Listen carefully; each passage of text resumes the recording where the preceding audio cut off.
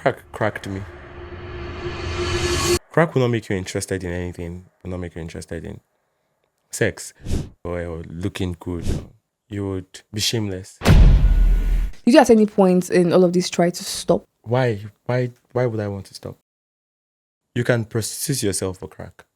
That's how crazy it is. When you are patronizing one particular crack dealer and you're out of money, he will tell you, don't worry, bring your phone. When you have money, you come and Bring your phone.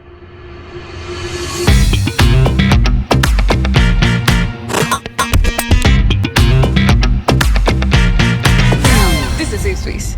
If you're seeing this is a safe space. Everywhere you go to in Lagos, if you enter an establishment and there are boys there, just know that they are going to offer you kana. You enter and they say, Alpha sister, kana deal, we deal, molly deal. One time I came out of my car and then they did that to me. And I looked at the person and I said, what if I was working with the police? What if I was working with NDLA? And this people did not care, right? So it now shows that it has become prevalent in our society that everywhere you turn to, there are drugs in every corner. And from then till now, I had been thinking, I needed to talk to somebody. And I searched, went online, went to my saved videos, and I found Ellams. If you don't know, Ellams was on TikTok 2 years ago and last year talking about his journey with drugs. He's fine now, don't worry, that's why he's here. We're not here to encourage you guys to use drugs. We're just here to talk about his journey. So sit back, relax, enjoy. You see I'm looking good today, Abby? You know why soon. Hi, Ellams. Hi, Osas. Oh, by the way, Ellams is from my state, so there's going to be some sort of bias. You know. What's your Edo name? Oshoma. It means God decides. Where from Edo are you? Akinipute. I used to hear my parents say it. It's after Auchi. Oh, I'm from, yeah. I'm from where? Wait, I'm it has to be Benin. I'm not from Benin. But Osas, I think the name is Benin. So I made a video in regards to that. Okay. I said that my name is actually not Osas. So what's your name? Yeah, my name is not Osas. My name is Ose. But why Osas? Because I could not say Ose the King when I was creating the brand in 2018. So I just did Osas the King. Okay, that. Yeah, I had to change my name. Then I went to my birth certificate and I'll use Biro to change the E to A. There's a name change for me too, because my name was actually not. My name is Ellam Emmanuel. It was not Emmanuel. It was Fahad. Fahad. So, yes. Oh, you're a Muslim. Was. Yes, not anymore. Are there Muslims that get anybody? I was expecting you to ask that question. Because I know that it's Aochi now. After Aochi Agenebo, they're mainly Muslims. Ooh. Yes. When did you convert? When I was little. So I changed the name from 4. I named myself Emmanuel at 4. You know what they say about Emmanuel, guys? Not all of them that God is with. There's no Emmanuel that God is with in Lagos. Don't worry. My own there's no Emmanuel that God left all Emmanuel since. Is it when I'm looking for a God-fearing man? No, God fears Emmanuel. That's why I tell people my name is Ellams. It's good like that. But and also, he's an RCCG person. So yes, was. Was. Well, a lot of us were. I've not done church since forever. How long is forever? The last time I was in church was 2015. 2015? Yeah. Damn. I was just a child. Why did you leave church? Maybe church left me. That's another conversation. Okay, another conversation for another day. I have my reasons why I left, so it's fine. How are you? I'm good. How are you now? Okay. I'm going to go in hard. Yes, I want you to go in hard. Oh, okay. When did you start? Drugs? Yeah. It depends. Because when you talk about drug, for me, when I think about drugs, I think most people think about maybe the hard drugs. But drugs for me started 2010. But if you think about it, I started doing cigarettes 2010.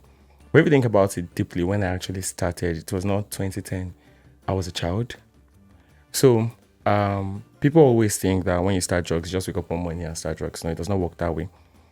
It started from grounding chalk, putting it in paper and smoking it, and then moving to... There's this mat they used to have when we were little that was made of like one kind of plant that you could burn.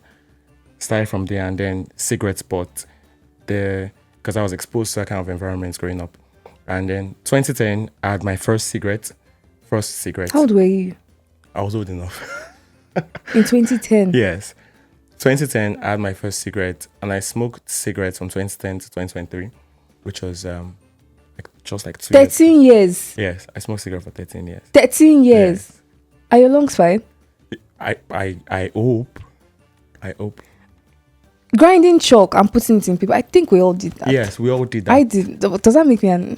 No, I'm not saying Does that make me a I'm not drug saying that user? is drug, but I'm saying that is the beginning of most of the things that I did.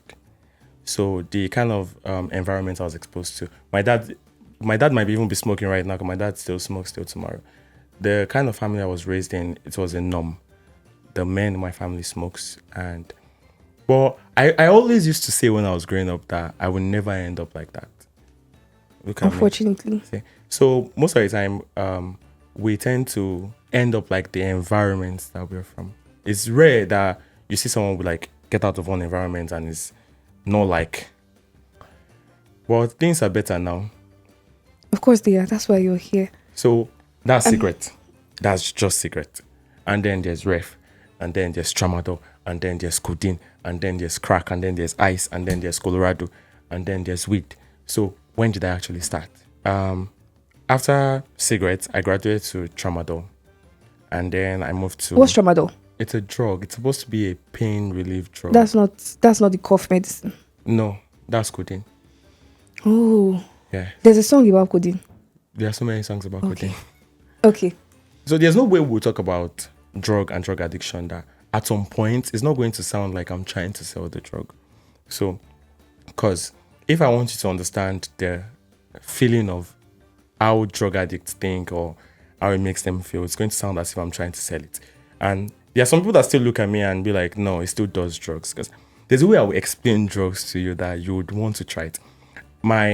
I did so many drugs, but the only ones I was addicted to was cigarette and crack. Now, cigarettes is the most deadly drug you can ever think of. It's the most addictive substance you can ever think of in this life. You might think it's legal, it's cheap. They sell one for like 20 naira small. That it does nothing until you try to quit. Cigarette was like, crack is like one of the craziest drugs as well. But cigarette was the only one that I had problems quitting. That's why I said I did quit 2023. And when I started crack, when my friends started doing crack at first, I abused the H out of them. I abused them. But the first time I tried crack this is how I say it, best day of my life. Because it was the worst day of my life and the best day of my life. Because it took just one drag and I was addicted. And I did. Well, we'll get to all of that. Okay. Crack. Yeah. Drug. You smoke them. Let me say you sniff them. Hold on. Crack. You put crack in there. There's a glass tube with sponge in it. You know those iron sponge now? We'll cut it and put it. It's going to be like, the tube is this length, and then we'll put in the sponge here. And then we'll put the crack. Put our mouth in this part, and then... And laziness is saving me from a lot too. Laziness is saving me from a lot, because that's what I just described now. It's a lot of work. Well, a crack addict would prefer to lift a trailer than not burn crack. There's something let me use street terms now. We call it aggro, or some people call it para. When you are in aggro or you are in para, nothing in this world matters. Nothing in this, even if they call you that, Eloa, your mom just passed, it does not matter to you. You just want to burn. Aggro, yes. para. It's the urge. Oh. Yeah. When the urge comes, it comes. There's nothing you can do to stop it. This is going to be a lot. Yes. So guys, you bear with me, because we're learning new terms now, aggro and para. We're not learning it for personal use. Okay, we're learning it so that we understand. The entire point of all of this is to understand where or how the mind of a drug addict works, right? So I had prepared my notes. You already mentioned that your environment influenced your decision to get into these vices. Not entirely. Just like more like Prepared you for this. Because everybody around you was smoking. Yeah. Did this include the girls too? No. Later, but no. No, okay. When you started smoking cigarettes at the age of, you started smoking cigarettes in 2010. Yes. In 2010, and then you at some point got tired. You didn't get tired because you continued. I did not get tired. But it did not give you the same high that you started. No, it always gave me the same high. So why did you graduate to another type of drug? Why didn't you just say, I did not cigarettes? stop one drug to start another drug. I was doing. Like, why did you add if you knew that you were getting a certain type of high from cigarettes? What your Bible call uchukokoro, but I call it Okay. curiosity. I was curious. It was like the peer pressure is one of the, because I was in school, I had just gotten into school, and it was a drug everybody was doing. And In uni? Sorry, yes. I wanted to try, and then I tried, and I liked it. That's the problem, you will like it. I've never seen anybody that's done any drug and say, I did not like it. There are people that might not actually get that high the first time. And that one is actually the most dangerous ones. We'll talk about that later. So I tried, and then I kept trying until I got tired. That's why I said it was only cigarettes and crack that I was ever really addicted to. I tried the rest. I did them once in a while, but I never really got addicted to them. I knew people that were really addicted to them.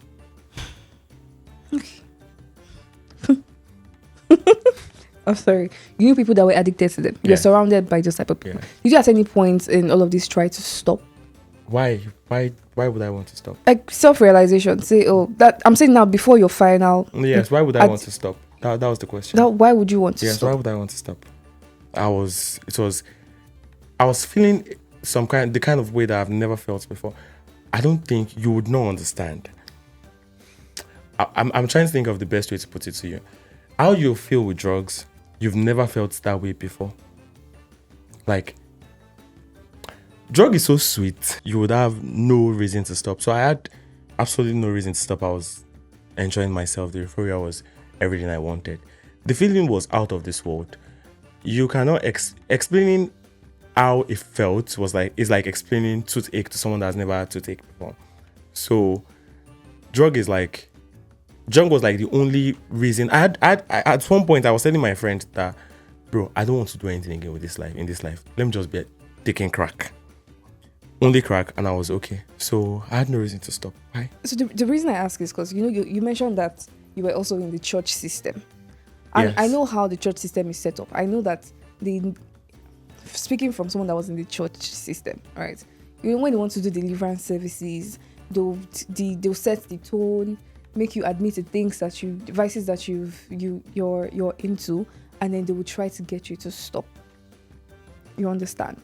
Unless you were not deep into the church system. In fact, if you were in the teens church in Redeem, I was. of course. So you know how it goes. Yeah. They'll turn off almost all the lights, Yes. and then they will use this very soft, sultry voice to talk to you, and they make you feel guilty and make you snap out of it. Did you ever get to that point? Do you think guilt will make you want to stop drugs? Or do you think anybody's advice will make you want to stop drug? It's like seeing a madman on the streets and telling him, be sane. Would that make him sane? Drug takes over the brain. It takes over everything. It takes over your reason. So it was only drug. There was nothing else, drugs. When I was in school, I was trying to like shuffle between. Okay, let me tell you something.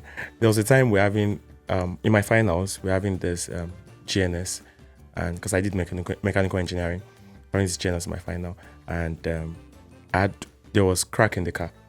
So me and my friend, my best friend then, do you know what we're doing? We would excuse ourselves to go to the car to take it, and then come back to the class. I'm surprised that I did not fail that course. Yeah. You're a mechanical engineer. Yeah. That's such a dangerous course with such dangerous vices. Out of all of us that were doing drugs back then, I'm the only one that finished school. Damn. Yes. That's very commendable, actually, because it makes sense that you would not have finished. Grace of God. I'd spent school fees on drugs.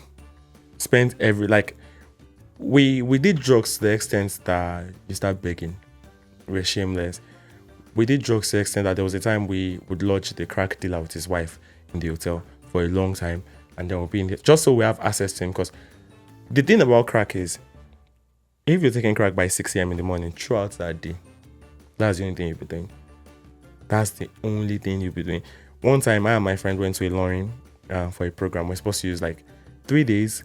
After the end of the program, crack addicts can find crack dealers in space, in the middle of water, anywhere. When I was doing crack, if I come to this area, I'll locate the crack dealer in this area. We got to Ellam. We spent our 3 days. We located the crack dealer, and he knew our hotel room. So what it does, because it knows that if we take, even if it's tiny in the morning, and crack is really expensive, tiny in the morning, would have to depend on it to the end of the day, so we'll keep buying more. So what it does is, it comes to the room by 6 a.m., knocks you down, gives us a tiny gift, crack gift, and say, this is a gift for you guys. Guys, just Gifts. yes, it's an investment actually. Oh. So after we take that one, we stayed in Ilorin for a week instead of 3 days. We had to beg money. Even when we begged money from people and they gave us the money, we're still contemplating if we should use the money to buy crack and beg again. Do you know how many lies we told? If you have anybody in your contacts that begs you for stupid amount of money, like 1,000 naira, please, I need 500 naira, toss it every time. The person is a drug addict. Quote me anywhere. If you have someone in your DM that is always begging you for 1,000 naira, 2,000 naira every time, or that tells you different stories to get money from you, the mother swallowed generator today, the father fell from plane tomorrow, is a drug addict. We would beg, imagine begging 500 naira from 10 different people who buy drugs. So I'm now rethinking I hope not. no, I have lots of them. 500. Yes, you beg to. You can prostitute yourself for crack. That's how crazy it is. When you are patronizing one particular crack dealer and you're out of money, he will tell you, don't worry, bring your phone. When you have money, you come and Bring your phone. So how do I call you if I need the next? People drop their cars, people drop houses. I know someone that sold his house for crack. I know someone that sold his car for crack. I know someone that prostituted herself for crack. She was sleeping with anybody for crack. Do you remember your very first experience with, like, the very first time? I'm talking crack now because that's what you majored in, right? Your very first time you took it. Yeah. How it made you feel? The points where you were, how it made you feel? Okay, it was in Ibadan. I went for a friend's birthday. So there's crack in Ibadan too. What did you say? There's crack in where? Ibadan. Hi. Leave Ibadan alone. Ibadan and drugs. Leave Ibadan I hope there's no crack in Edo State too. There should be in Edo State. There should be. Okay. Ibadan. Don't worry. So I went to Ibadan and I've seen my friends take crack before and I used to bash them. And they were like, it was an apartment birthday party. And they were like, Ellam, try this thing now.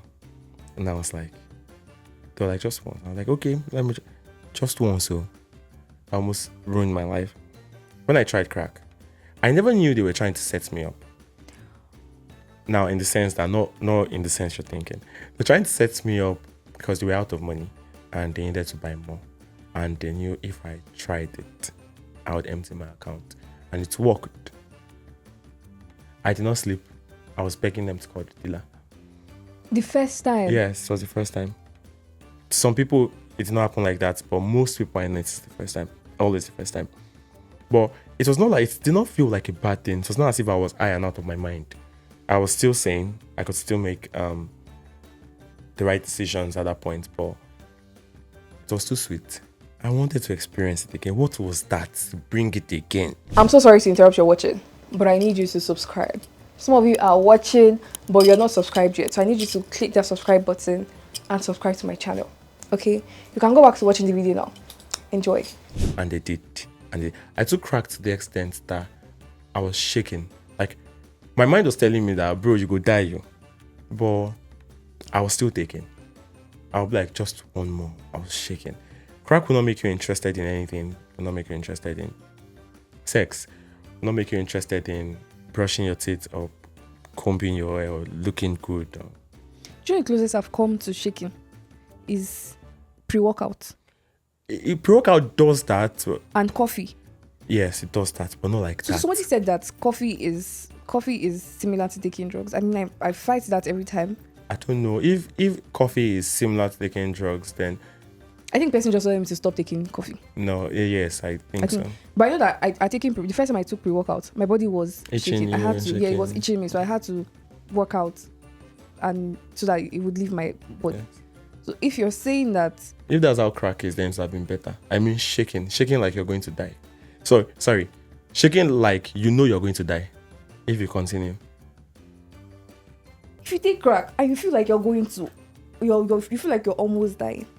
Your mind doesn't say stop. It says take it to which continue mind? Feeling like you're... Which mind? The mind you've lost. Sorry. The mind belongs to crack already. Damn. Yes.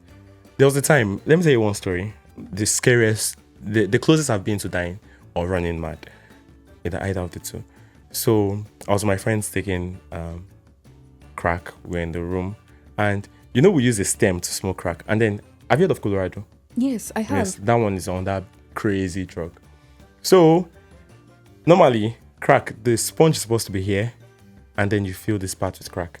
But the guy pushed the sponge down, making the space between here and here like really, really long. And then he filled it with Colorado. Now, Colorado, when they want to smoke Colorado, I don't know about now, but then they just put a pinch.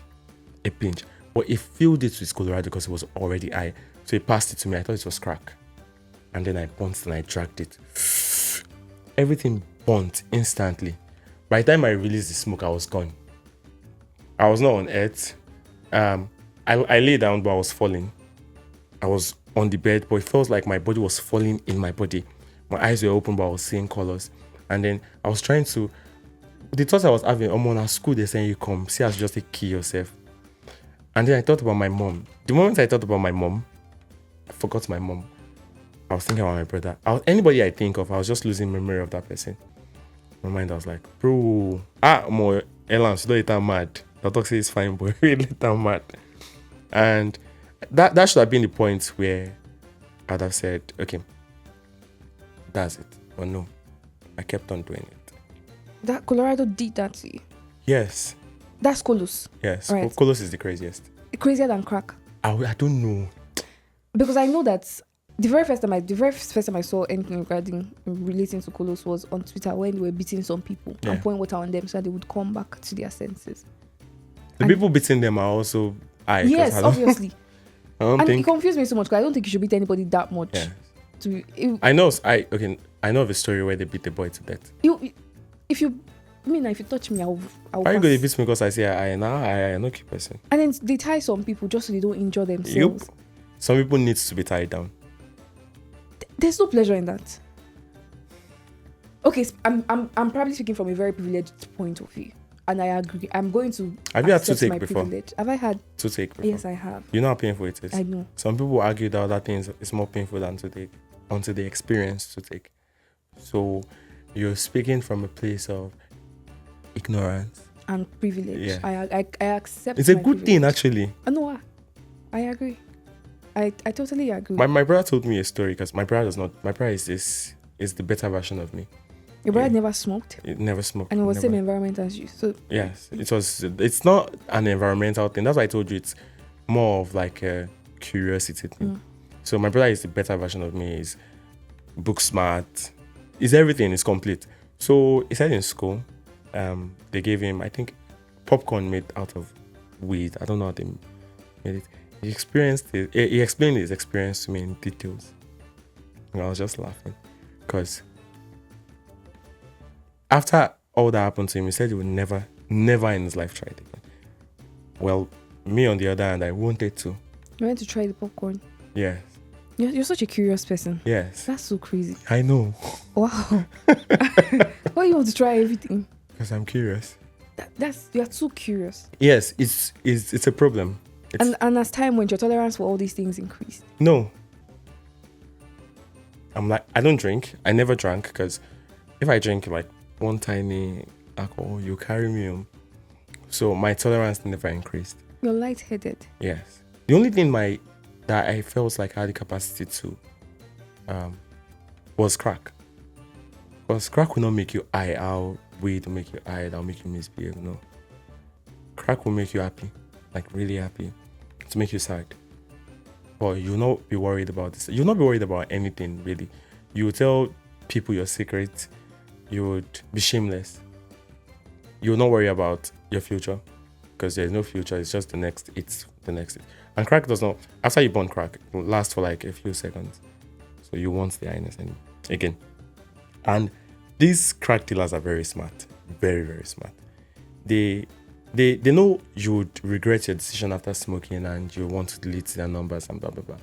So they don't use normal banks. They use OPay.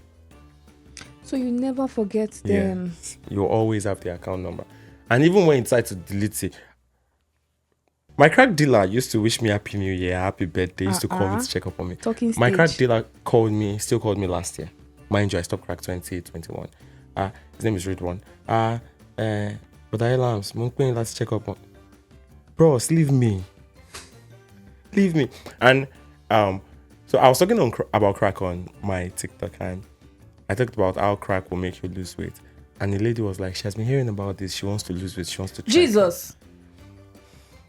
If you try it, you'll lose more than weight though.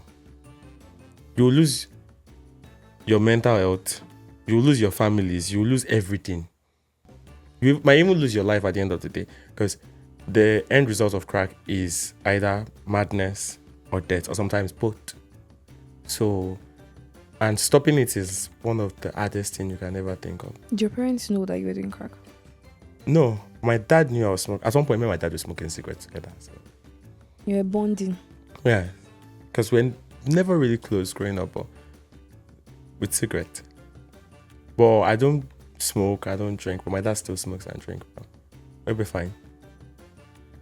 So if you were losing weight, your parents did not attribute it, they attributed it to school stress? No, before I started doing crack, I had no weight. Oh. Yeah. So I had nothing to lose. You maintained a certain weight for the time it was period. just my looks. It was my looks that was affected. I was looking demented. So you were lying to other people? Which people? You said you had to tell lies to be able to get money. No? Yes. Or you're also lying to yourself too? I know. Yeah. Because I had boys in school. I had so many boys in school. Don't ask me why I have boys in school. And at one point, I had to lie to them that they stole my phone. I hope they don't see this.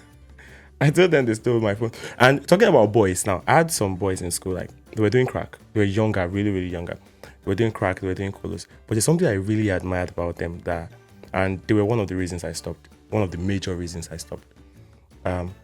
What they do is, when they see that the addiction is getting too much, they sit themselves down and then they talk that none of us is smoking crack. At first, the first one was crack. None of us is smoking crack anymore. They were the people that introduced me to it, actually. Nobody's smoking crack among us. When you talk about it, anybody that goes out to smoke crack, they cut him off. That's what I think, because the first time they had that conversation, I noticed that one of them still does it and they've cut him off already. They did the same thing with Colorado. They cut the person off. Until one of them damn it off. I still think I'm not sure he knows that it's the one that made me stop. He look at me one day and say about me, please stop this thing. So you look like ghost. You look like human being again. That thing touched me and I went to my room to smoke crack. So I will not. Oh my god, no! Oh, you thought I was going to say to stop. I was not expecting that. Because I had crack. If you have crack at home, that's the only thing you think about. So, but after that, the person I was dating at that time tried to stop me as well. I don't want to say so many stories because there's a different story about that as well. Tried to stop me, and then I eventually did. And in 2023, I went for a friend's birthday. We got there around, I think, 5 a.m. on the island here. So we drove. We got there here around 5 a.m. She was not in the apartment. And then I called her. She came to join me. And then she asked me, come to the room, come to the room. When we got to the room, she locked the door. I was like, why this get the locked door? And then she put her hand in her bra and brought out one big rock of crack. And I always tell people then, as I then, that you cannot stop crack. You can only run from crack. Like, you can flee from crack. When she brought it out, the first thing that was in my mind was Ellam's run. But then something said, you've stopped this thing for 2 years. How are you sure you've actually stopped if you cannot resist the temptation? So I stayed in the room with her. She was offering, I was turning it down. And it's rare for crack addicts to offer you crack. I was turning it down. She finished the entire stash in front of me. And I did not do it. And then when I left the room, I was so happy because if anybody had told me that, like a few years before then, that I'll be able to be in a room with crack and not do it, I would not believe. It's not possible for you to be in the same room and then there's crack and you said you've stopped. It's almost impossible except you've actually stopped. So I can resist temptation. I can fight the urge. I'm still fighting the urge every day because as a recovering addict, it comes. And the only one that I think has the craziest urge is cigarette. And I would advise anybody that thinks or that wants to stop cigarettes to stop watching Indian movies. Because I think Indian movies or Indian actors are the only actors that smoke cigarettes like cigarettes. Is that they actually smoke cigarettes.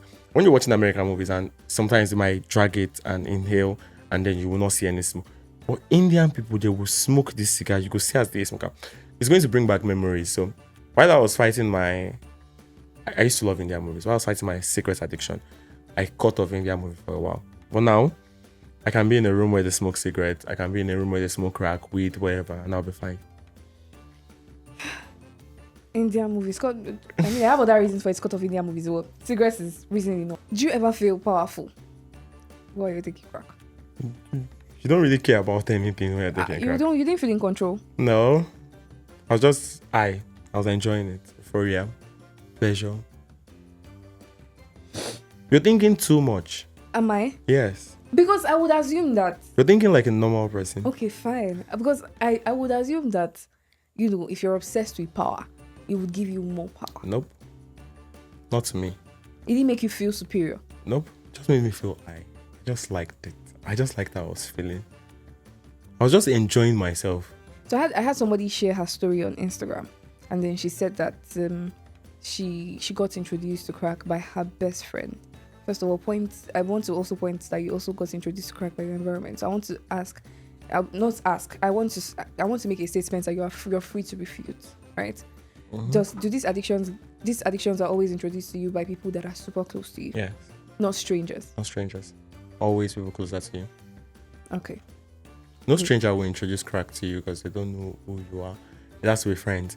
If you think about it, almost everything in our lives are being introduced to us by friends or people in our family, good or bad. Strangers don't do that. Okay.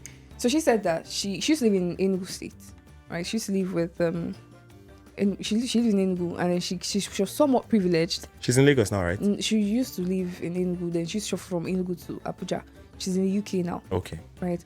So when she got introduced to crack, her best friend that introduced her to crack stopped before her, right? But she thought that she could do it by herself. Then she made very, very salient points, like the fact that her family were well aware and then they were willing to help her through the process. It took her to a rehab. It was a place run by Reverend Sisters. So when they announced to her that they were taking her there, she said she went one last time, took her stash, it was 25k, took her money and went to crack one last time. Went to buy 1 gram. 1 gram then was 25k. 25k is 1 gram. And it's very tiny. I don't know how much you said it now, but it's like this. 25,000. You people have money. You just mentioned rehab now. There's so many people have reached out to me that they want to try rehab, or they have loved ones that they want to take to rehab, they want to force to rehab. One advice I always give them is don't force anybody to rehab, because addiction, stopping or quitting, is a choice. If you force me to rehab, you're only starving me of the crack, because I don't want to stop. It has to be your decision. And I've seen people tell me that, please, you want to stop, because there's currently someone in my DM telling me that she's looking for money to go to rehab. That is someone that actually wants to stop because she knows she cannot do it on her own. And saying you want to trick your sibling or your loved ones to rehab, it's not going to help them. They'll come back and be worse.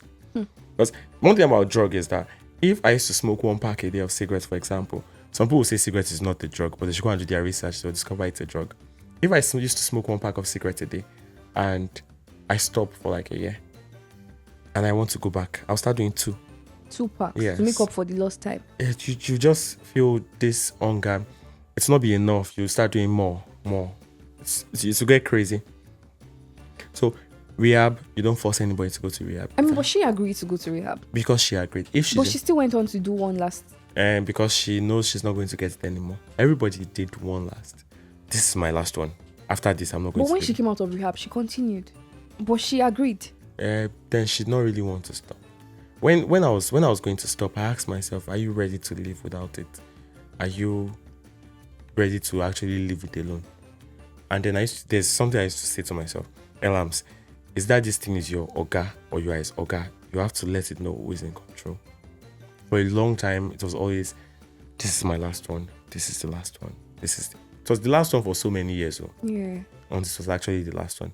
And the problem with so many people is that when they stop, they think, okay, the urge is going to be for a while and then they're going to be okay.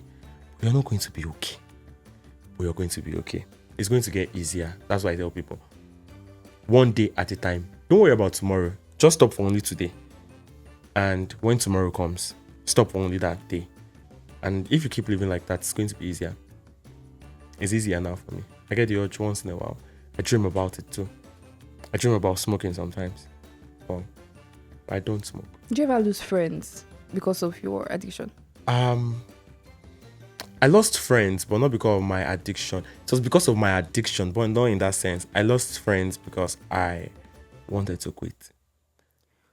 You wanted to quit? Yeah. Not that you had friends leave you because you were in this... No. Because you and your friends were in it together. I just left friends because in my journey to quit, to recovery, I had to cut some people off. You have to cut people off. You have to change your environment. You have to fight the urge. There's the withdrawal symptoms too. I was going to ask about that. How's your withdrawals? Mine was not that crazy. It was crazy, but not as crazy as they always make it look on TV. You get the night sweats, you get the fever, you'd be hot and then you'd be shaking, you'd be cold. Your temperature will be hot, but you'll be cold, shivering. You throw up, headaches, confusion, dizziness, hallucination. The craziest part about crack addiction is the paranoia. Paranoia and the what's the name again? Sorry, I've forgotten the word for it, but I'll try to remember. You start thinking people are out to get you. My best friend spread the rumor in school that I wanted to use him for ritual. I tried to use him for ritual. Mind you, when I did school, I did suffer. Like I suffer premium suffering. I was almost begging to eat. He said I tried to use him for rituals. And I never knew about all of this story until after school. And that until at the end of school, and that broke me. Because he just stopped communicating with me in our second semester. I don't hear from him anymore. Nothing. He just left. There's no portion for school. He just left. And when he came for the exams, he said lots of stuff about me. And it was later I got to realize that it is just the drugs talking. Everybody was out to get him. Before then, everybody was out to get him. This boy will be like, someone wants else. Before, maybe it's a girl he slept with or something. Someone is always out to get him. Somebody is always out to get him. I mean, this explanation is putting a lot of things into perspective for me. Because I'm not a shit to anybody. I want to assume that those people that wake up every day to type to their haters. Yes, something is wrong with them. Either they are addicted to drugs or they need mental evaluation. I guess some people why I won't fully talk. We'll get there. We'll get there. I'm so sorry to interrupt your watching, but I need you to subscribe. Some of you are watching, but you're not subscribed yet. So I need you to click that subscribe button and subscribe to my channel. Okay? You can go back to watching the video now. Enjoy. But you studied mechanical engineering. Yeah. And you were able to... That's a 5-year course.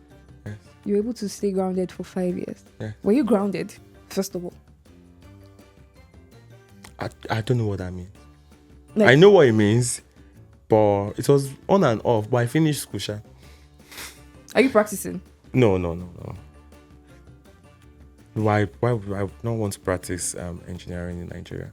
Fair point. Did you ever feel shame? While I was doing drugs?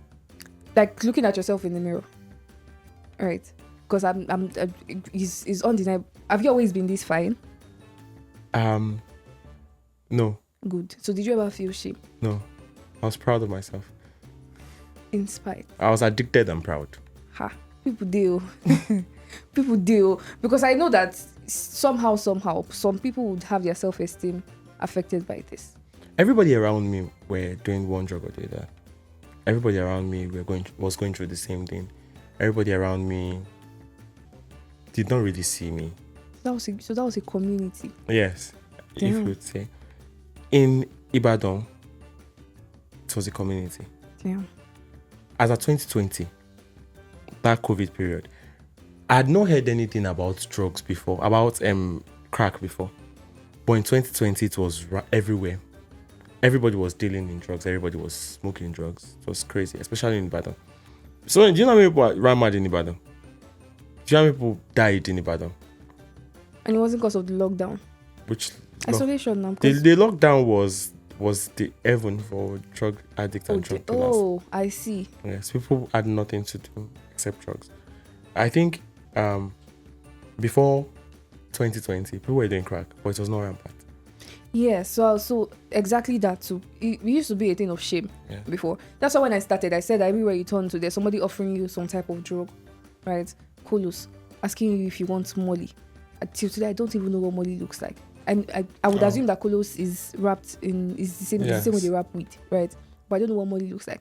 And before, there was a time where these things were not openly communicated. People could not say that, or people could not offer you drugs because they were afraid, or the society sort of ostracized this kind of people. And the same thing with fraud. The way society will tell you, oh, if you're fraudulent, you're this, you're that, right?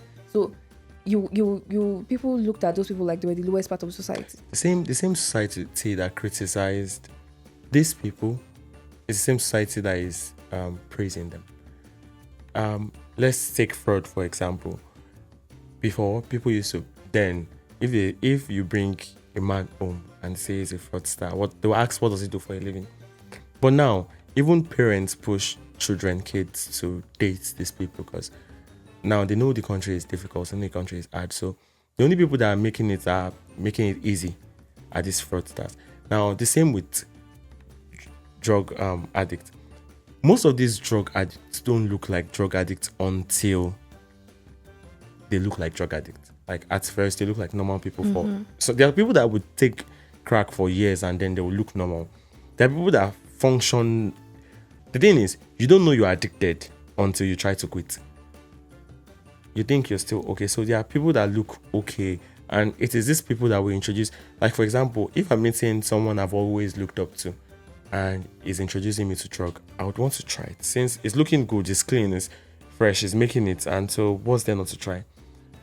If I had no prior knowledge to how this thing works, and I try it, and then to start. Were you ever at any point anxious, depressed? All my life, but that's not the reason I did drugs. So I'm saying that if you had been depressed before drugs, I'd be anxious, depressed before drugs. Did he heighten it? Without it. Yes, without it. So drug had the opposite effect for you? Yes. It made you normal? It made me numb. And then when crack finished, I would start remembering everything. And I want to. Take it. And the thing about this depression or anxiety, you'd not have anything in mind, but you just feel that way. That's if you're off the drug. And stopping it was difficult as well.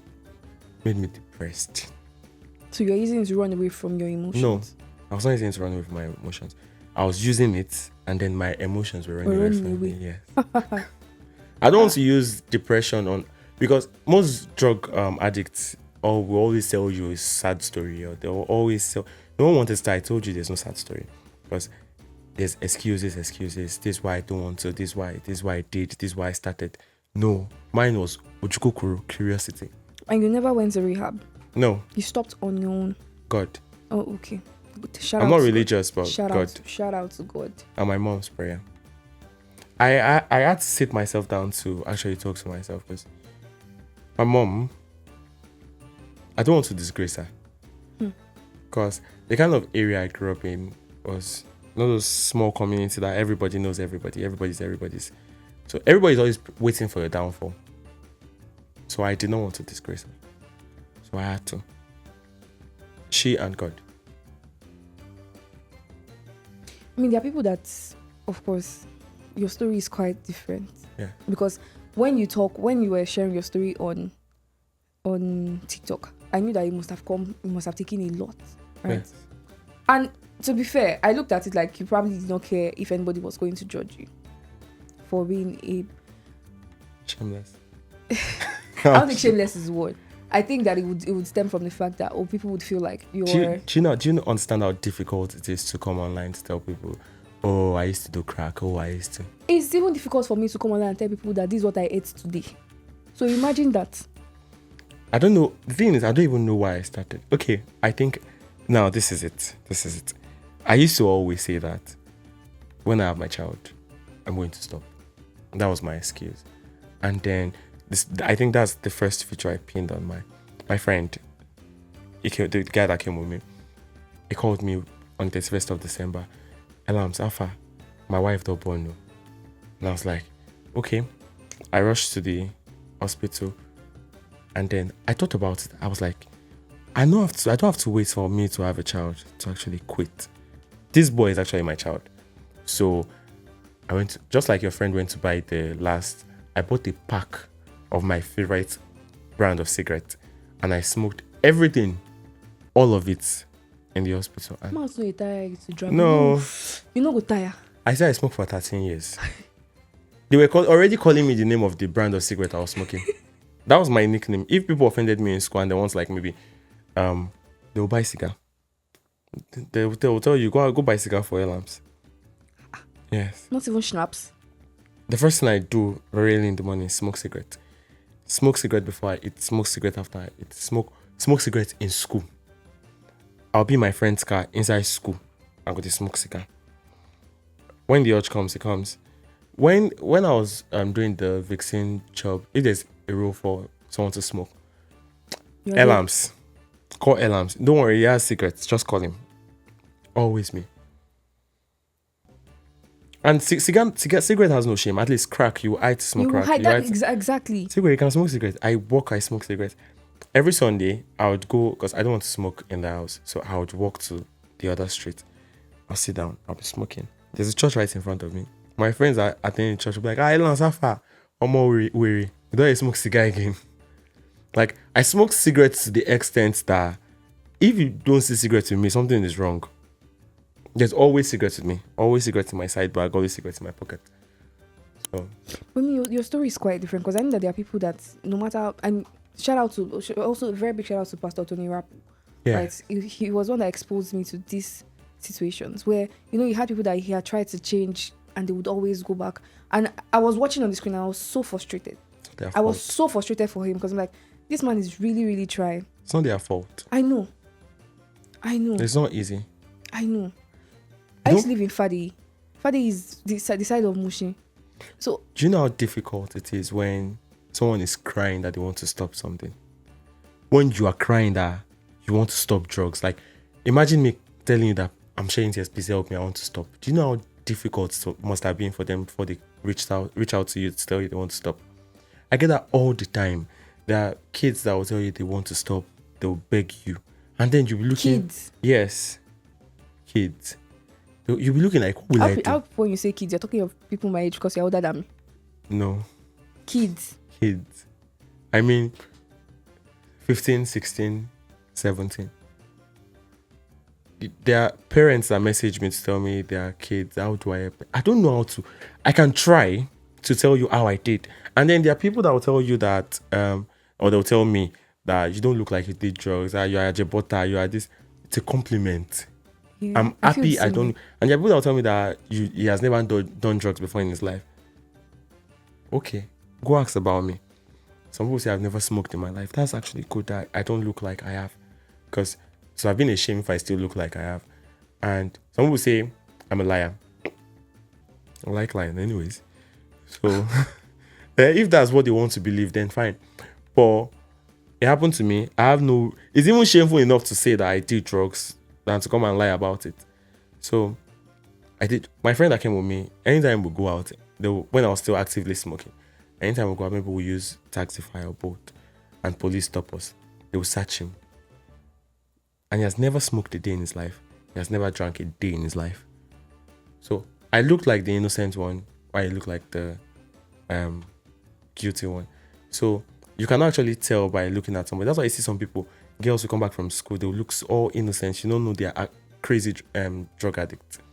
So if you're looking for signs by how someone appears, then you're making a mistake. So I always tell people or parents that don't actually believe what people say. Believe what they do. Your kids, what they do. But if you think about it, there's no how your parents will train you that at the end of the day you'll not train yourself. Yes. That's why I definitely. see some pastor children will go to school and then they'll become something else. Or we that we used to be born again, like we used to be strong born again. Before I went to school, I used to preach about I was a strong born again. And then I got to And school. you were smoking. Um, And you were smoking cigarettes. no, when I started smoking cigarettes in 2010, I'd finished secondary school at that point. So at that time, I smoked for a while and then I smoked for 1 year. 2011, I started going to camp and I gave my life to Christ. So when I gave my life to Christ, at that point, I could speak in tongues, I could interpret tongues. I could speak in tongues, I could interpret tongues. But it was that same day that I gave my life to Christ that I had the gift of speaking and interpretation of tongues. That was the first time. That was the day I had a girlfriend. You got your life back It was, immediately. I didn't even collect it. I thought I could shuffle both. As a teenager. I thought I could shuffle. I was actually shuffling both. So, but at the end of the day, I saw no reason to preach. I saw no reason to. It was boring to me at that point. It was. You know what? That thing you said, I feel like it was a test. Yes, it was a It was a test. test, and you failed. I'm not beautifully. religious. The reason I'm not religious is because I don't want to start going into religion. The reason I'm not religious is because you cannot be hot and cold at the same time. Yes. So that's why I say I did not leave the church. The church left me because the church actually played a role in me actually leaving camp, especially Redeem camp. But I don't want to talk about that. But so when I got to school, when I was in school, I met new set of people. I met Focus from Ajekunle, crazy boy, and some other people and I had friends that were never getting I. And one of my friend does not get I, and him the single letter affects the most. So See the INS pile up. yes, that's it, don't pile up. 9 letter affects the most. This is crazy, but I'm actually so proud of you for quitting. Yes. And I'm glad that you started to share your story, because I think that because you started, other people started to talk about I've helped so many people.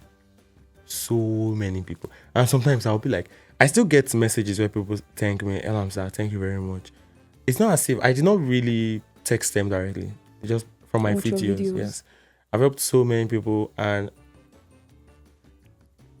I ruined so many people. by talking about it. No. By introducing them to crack. To crack. I mean before. So it's more like the amount of people I would help does not mean it has cancelled the amount of people yes. People ruin me too. So. Okay, well. Well, do you ever miss it?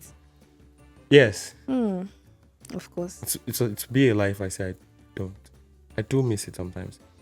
There are times where I get really depressed where I just want to escape. And when I want to escape, aside from drugs, the only escape I ever think of is to escape suicide.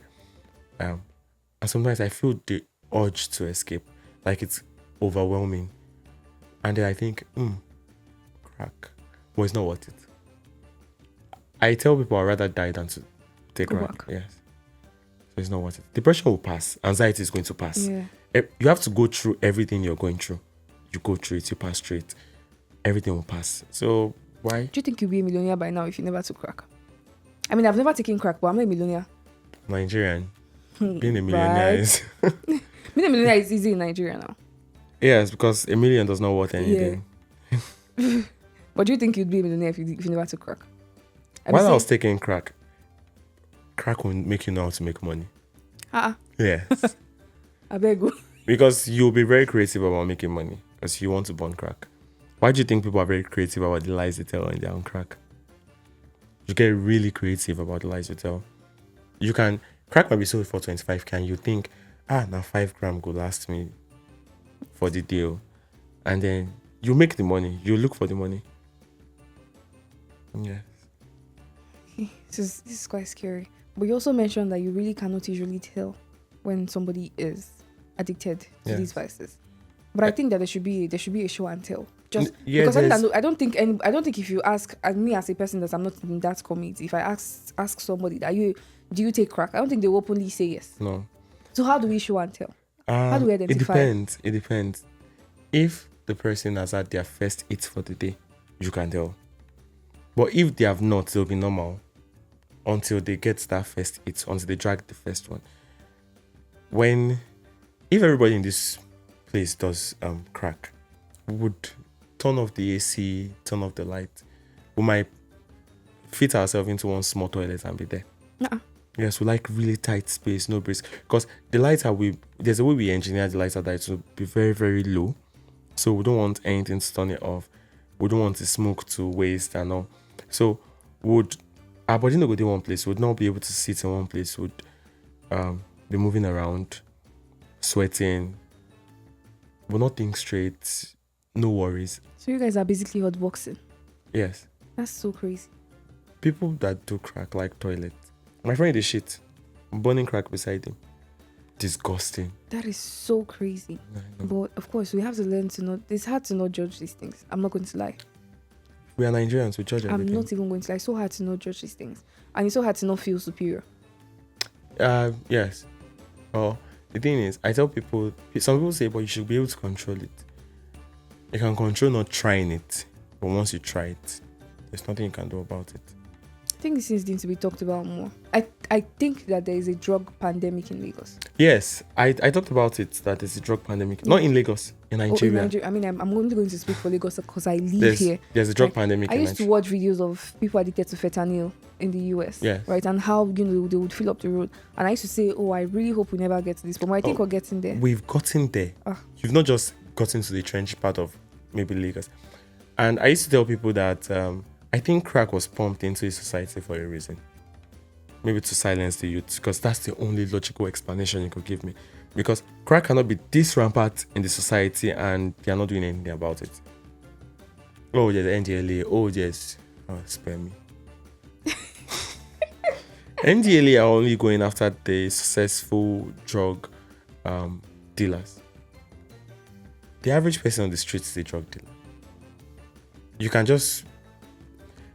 My street, the street I was staying before, almost all the boys there are mad though. Almost all of them.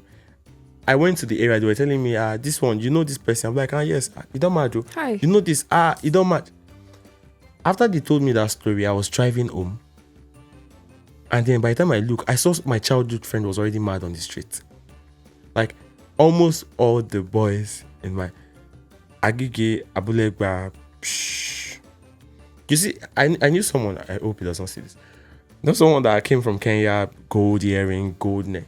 It's not okay again. It's not okay again. It begs for 2,000 naira every day. You see those boys that used to twally. What do you think they used to use the money for? A truck now. I hope they are eating. Which food? That guy they used to give them. When I was in Ilorin. You dey waka o. When I did Ilorin, I put food from my mouth. I did pray to God, me allow me to swallow am. There was no saliva to take it down. There was nothing. I was crying. Like, can you see? You will not sleep. You will not eat. I was crying that I want to sleep. Who will I cry to? Who are they cry to?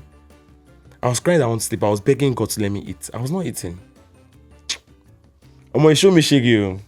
But cracked me. There's so many layers. There's so many layers to this thing. There's way too many layers to this thing. Because now it's like, if you say that in every corner in Lagos, the average person is a drug, I believe you. Yes. Because I had somebody mention to me once that, somebody had gotten into fraud, made fraud money, stupid and bastard money, and then used everything to crack.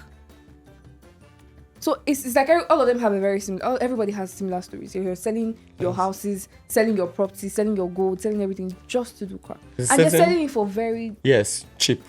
Or for crack. You're exchanging it for crack. Yes. Is it going to get better? What?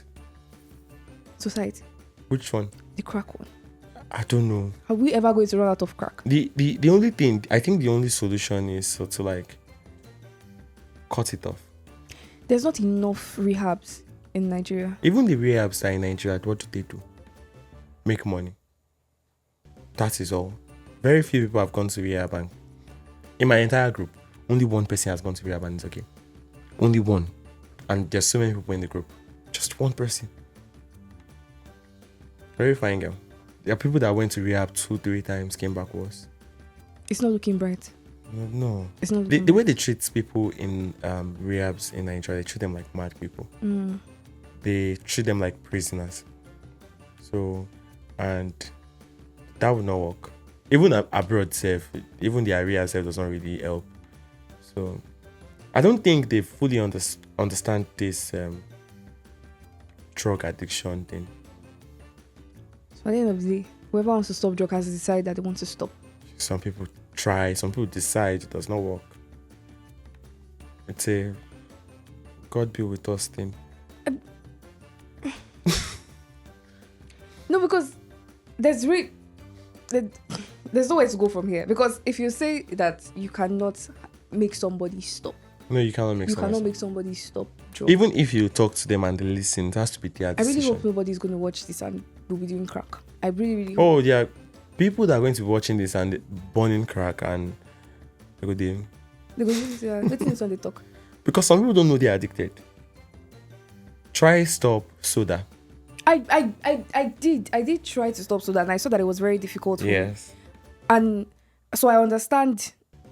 Or if doctor tells you that stop eating rice, that's when you have rice problem. That's when the urge to eat rice. Yeah, because people that told me that I should cut off bread. I'm so sorry, guys. I don't think I ever would. But significance is something that happens online. So I noticed this thing. There was somebody that mentioned that that he had to stop smoking weed just so he put a picture, before and after picture of himself. So he stopped smoking weed. This was how it looked like before, and this was how it looked like after. And then people rained down on him with insults. Like, now the way they smoke. Blah, blah, blah, blah. You don't know that people that are smoking weed are like cultists. They defend weed with. They were being so defensive. Some people were putting their own pictures of how they look, and they didn't look great. But they, in their eyes, they look. They will tell you that whiskey smokes. This one smokes. Whiskey has money for skincare. Are you whiskey?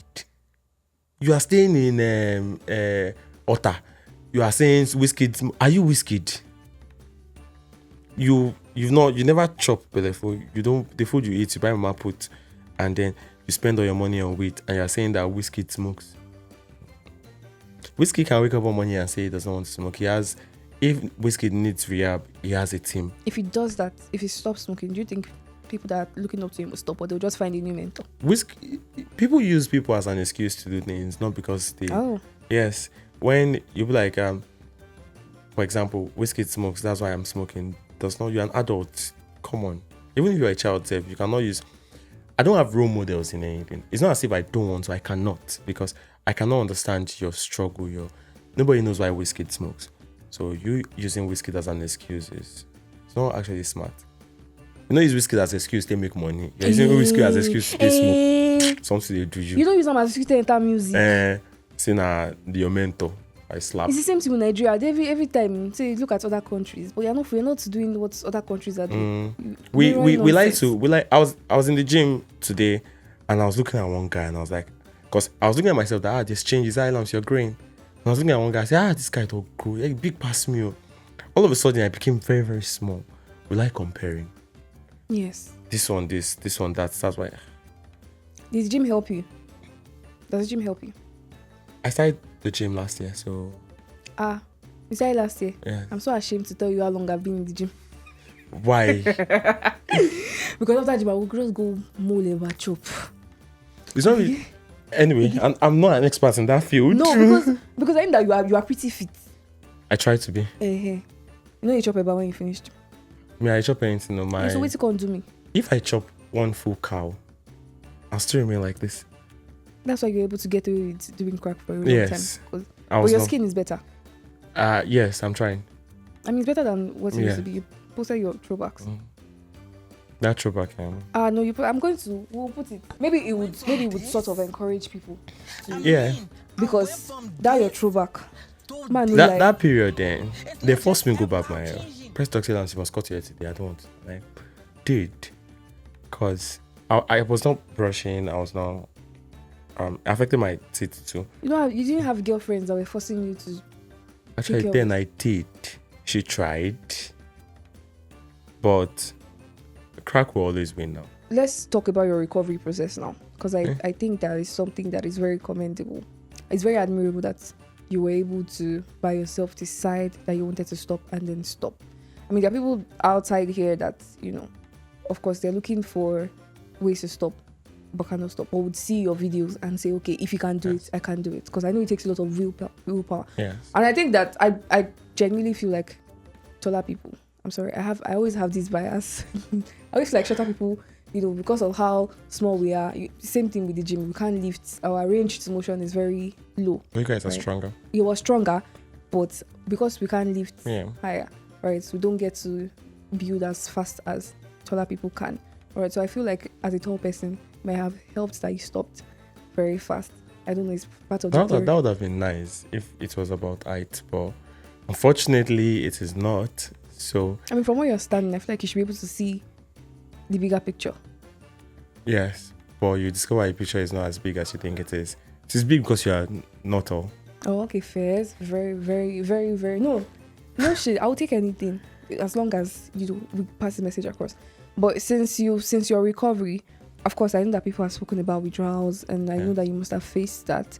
And in all of that, you did not in your withdrawal phase. How long did your withdrawal phase last?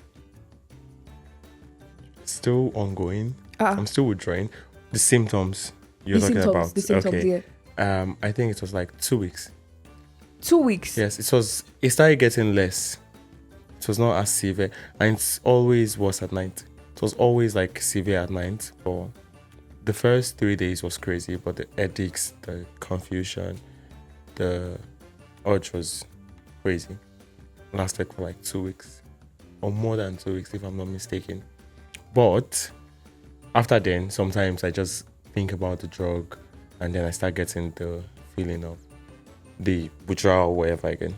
But the withdrawal process is a long one. Yeah. But the symptoms lasted for 2 weeks. I don't think if you're planning on withdrawing or you're planning on quitting, you should not be worried about how long it's going to take. Let it just run its course. It's going to pass. No matter how long. Just if you would die. It will pass. It's not going to kill you. It's not that, because some people think, okay, the only thing that would make all of that go away is when they do the drug. So, but just calm down. It's going to be crazy. It's going to be difficult. It's going to be hell. But go through it and you will come out. And he's advising you guys for real.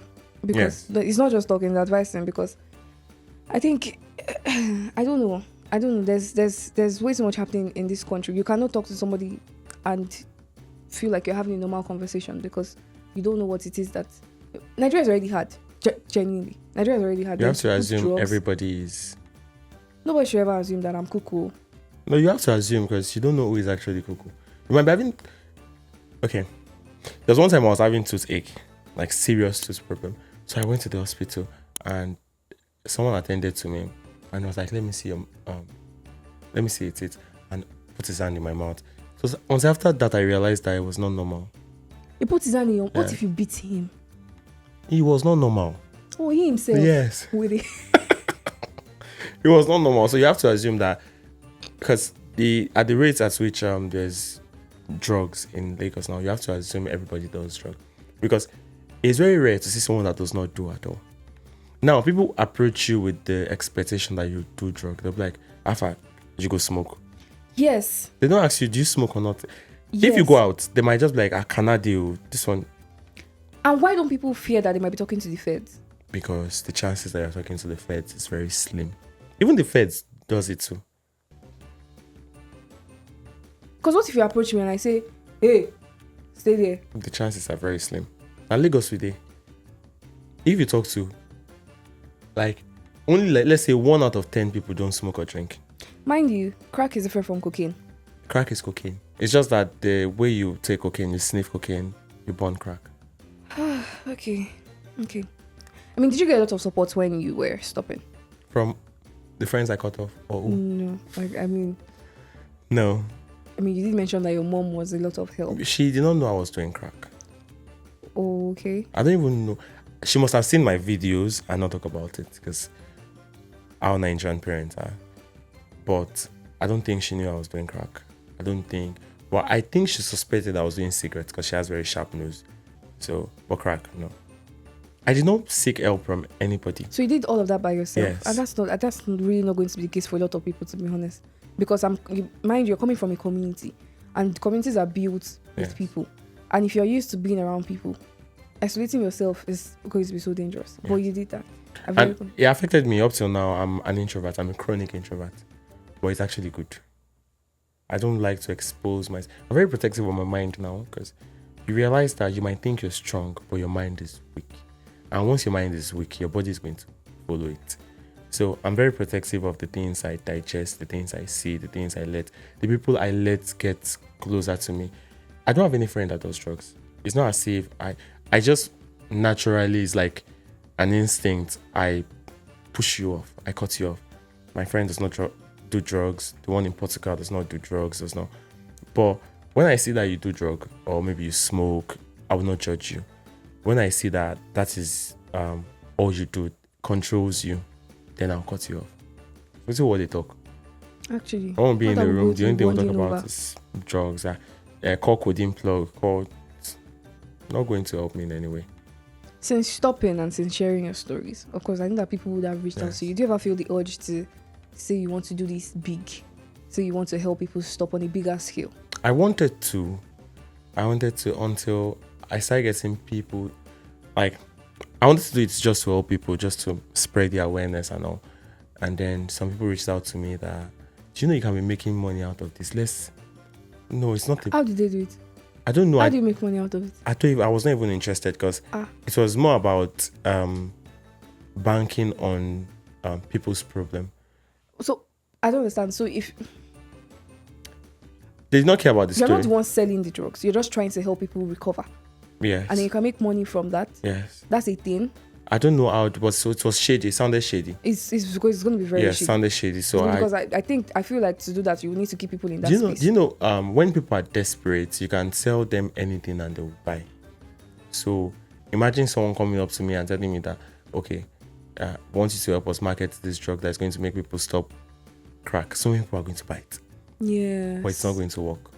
I'm not doing that. Oh yes. I've had celebrities. That's why this patch, those Yes, what's nicotine patch is quite rampant these days, because you tell so people that people get addicted to it, so you know. you can get addicted to Yes. nicotine patch too. So it's like getting addicted to a problem is actually a problem too.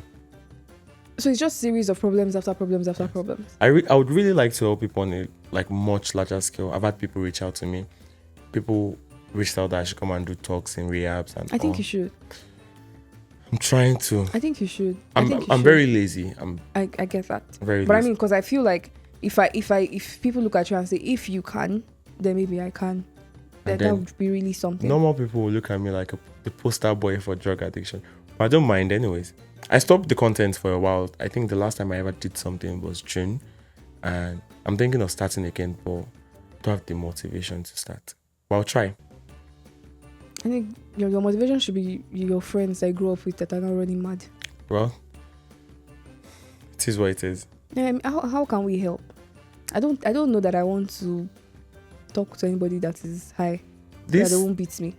This podcast alone is helping already. Getting the awareness out. Because the thing is, it's not trying to help people stop. That's the problem. It's trying to stop the younger generation from getting into the train. People that are already in the train are already in the train. It's going to be difficult for them to jump off, but it's not a death sentence. They can actually help themselves. They can seek help, go to rehab if it's going to help them, if they think it's going to help them. But the younger generations should be protected as well. Like the way they used to scream about sex education, You should have drug education. It's not in schools. They'll just tell you, when we were younger, the worst they would talk about was Igbo weed. But there are so many drugs that we don't know are actually drugs. Nobody knew codeine, cough syrup, ordinary cough syrup was going to be a problem. Nobody knew ref was going to be a problem, or tramadol was going to be a problem until it actually became a problem. Do you know there are people that ground paracetamol and sniff it like cocaine? So all these things, like, you don't know it's a problem.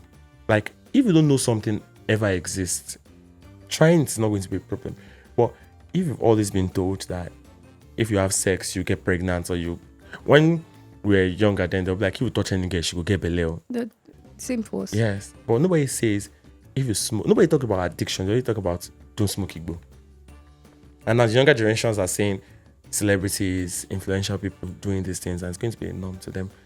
So getting the message out to the younger generation, because Gen Zs are the most sensitive generation that we have. Maybe the next generation, Gen Alpha or Gen Y, but the Gen Zs, they're smart but they're curious as well. Like, I'm not Gen Z, but I was curious. Getting the message across to them is very, very important. Okay, we're going to try our best, to be honest. I'm doing my bit, but I'm tired thinking about it. I'm so serious, because how do you want to go and stand in front of the assembly?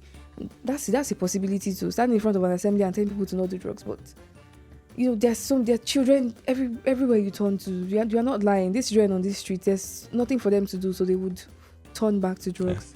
But I'm so glad that we're having this conversation, and it's going to open doors to more of these things, right? So, and hopefully we'll be able to curb it. I hope. So, one last one. Do you have a favorite song? Nigerian favorite song? Anyone? Yes, The Weeknd. Is there someone else? Is there someone else? Yes, why? Was there someone else? No, I like sad songs. Of course. Of course. I enjoy sad songs. Of course. Okay. That's fair. So, do you have any last words to parents? Actually, you're going to have to address everybody now. Addicts, parents, non-addicts. Okay. To parents, be friends with your kids. Know your children and learn not to judge them. And to addicts, the earlier you stop, the better. It's not too late. You can stop today, now. And to drug dealers, you're going to hell. I think they've made peace with that. Nah, I don't think they understand. I think they've made peace with that. You have to address non-addicts too. Oh, non-addicts. Because my friend Ajibola Goye always says something. Said if you've never smoked in your life, never ever smoke. Like, never pick. That's the only advice you can give non-addicts. Don't if you've ever never start. tried it, don't even try it. Don't say one. No, don't start. So, I mean, I hope this does something. And of course, I'm still always going to look at the people that approach me with these drugs to sell. Everybody is a drug addict. I'm always going to look down on them. I'm so sorry. You can't convince me, because maybe it makes sense that I used to look at, don't you used to look at face? Do I look at somebody that would smoke? But you just explain that most people that do these things don't look like they're doing them.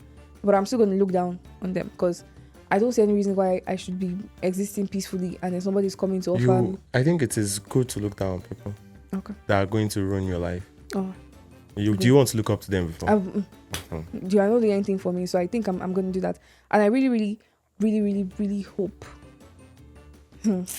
God, please, I'm begging you. I really, really hope that a lot more people stop by virtue of watching your videos. I hope. I really. Some people have stopped already, and I hope more people stop. So, well, the ratio is still not even. I don't know how we're going to curb this pandemic, but we're just going to have to find a way. I don't think calling on the government again is doing anything. But that's the only way. Bro, you know what I mean? I know how long we've been calling on them. Aside from telling people to stop, if the drug is not accessible. How do they even get into this country safe? I can't take water past TSA. If I'm passing TSA, I cannot take water. The same people that are protecting or that are trying to stop it from coming into the country are the same people bringing it into the country. How? Well, it is Nigeria. That's all I would say.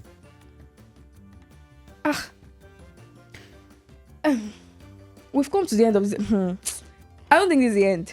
But right now, we've come to the end of this episode. And it has been a lot. It's always a lot sitting down and listening to these kind of things.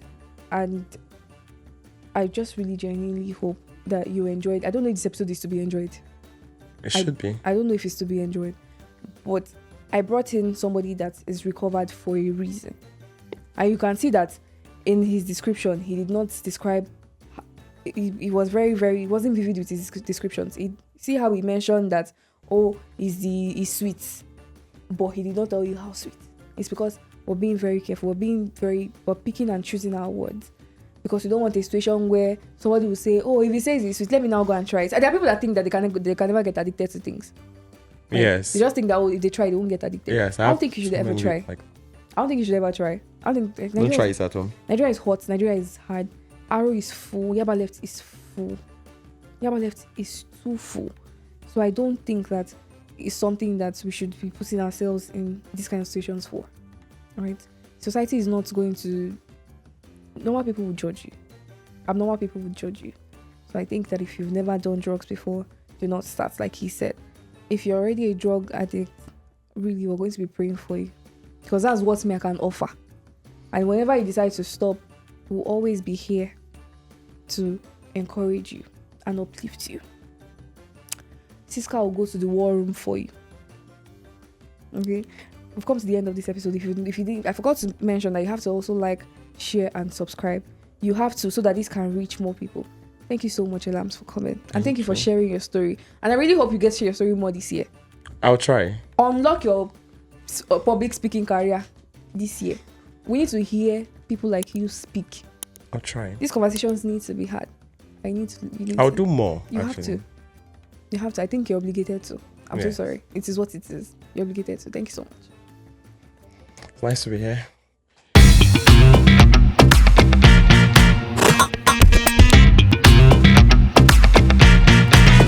This is a safe space. If you're seeing this, this is a safe space.